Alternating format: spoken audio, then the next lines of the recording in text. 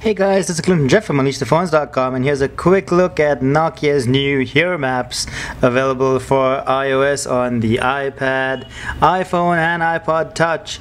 I'm demonstrating it here on the iPad because it's a larger screen and I can give you guys a better idea of it.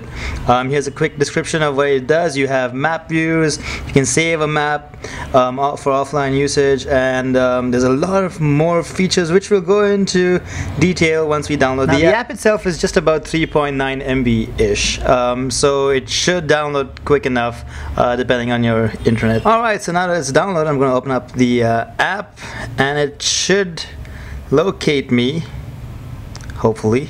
There's a little warning letting you know that it will transmit a lot of data, and you should probably use it on Wi-Fi. You can see the Here branding everywhere, and right there is where I am. So the maps is pretty cool. It loads up fast enough, as you can see right there. There's different things that you can play around with. You can sign in to create collections. Collections is a nice cool new thing where you can collect places to remember and find them again on your phone or your desktop if you sign in to Nokia Maps, and various other things. So I'm just gonna go back and take a quick look at what else you have. You can also change your map view to satellite view or public transport view, for example. The satellite view in India isn't that great, but it is much better in some parts of the planet like America and parts of Europe. There's also a public transport view in case you want to see what public transport goes around. This, for example, is the metro line in Delhi, which is useful, I guess, if you walk around and use public transport as much as I do. There's also a live traffic view where you can actually see which parts of your area is congested with traffic. Green means light traffic. Red, of course, as you can guess, means pretty bad traffic. So that is also pretty useful. Of course, the live traffic view is only dependent on where you stay. There's some places where it's not supported. You can also switch between kilometers and miles right there. You can also switch on traffic incidents where you can know what kind of traffic problems are going on around. Oh, look at that. In map view, you do get the community view, wherein if any changes to the map occur, they should change right there on the map itself. So at the bottom on the iPad, you can see that there's a quick list of different places nearby that you can check out. You can go to any of these places and just tap on them to get more information, like so. You can call them if you have an iPhone. This is an iPad, so the call feature is disabled. You can also scroll about more stuff and check out restaurants or shopping areas or sites or various things like that. And the whole UI is pretty nice. You can also find out how to get there just by hitting the route icon. So as you can see, there's also a drive view where you can choose to, I'm just going to try and show you, you can choose to drive to it or walk to it, or just use public transport. Public transport would show you a different view. Of course, it depends on your region, so clearly in Delhi it's not supported. Whereas if you use the walking directions, that is pretty cool. You can press the play button and it'll load up audio to show you and tell you how to get to where you're going. Nokia has enabled turn-by-turn voice navigation on walking directions for iOS, which is clearly... Start your journey and head north.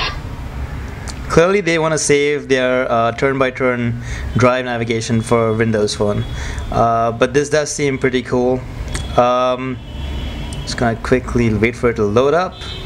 Now, since you can, as you can tell, loading up all these maps does take a little while. So what you can do is you can choose to download an area to keep, and that's by hitting the save map area thing right there. You can zoom out and you can choose to save this map area, for example, and it says right there that it's starting your download.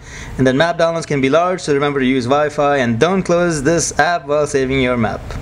And make sure your screensaver doesn't switch on either. So you just hit start and it tells you how much data has downloaded right there.